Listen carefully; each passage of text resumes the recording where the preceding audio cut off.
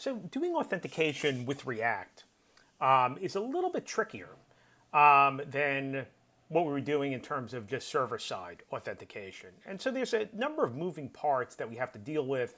It can seem a little bit daunting at the beginning, but if you end up separating out what is responsible for what, things become a little bit easier. So just to take a look and see what our functionality is, if I go over here and I refresh this, I'm showing the user to be logged in. I could see that I'm making a request to get some information about this user. If I end up logging out and I refresh, I'll see that this is making a 401 here and I'm not logged in. I could end up logging in as another user.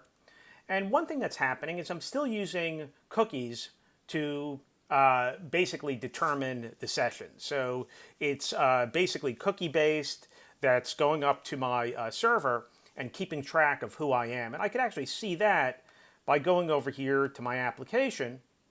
And I could see if I go over here and I end up deleting this cookie, I'll no longer be logged in. And I could always log out and log back in. So that's kind of an overview of what's happening here, but let's break down what each part of the application is doing. From the different parts that are on the front end, including our Redux store and our routes and our actions that interact with our Redux store, to the routes that we're calling on the back end.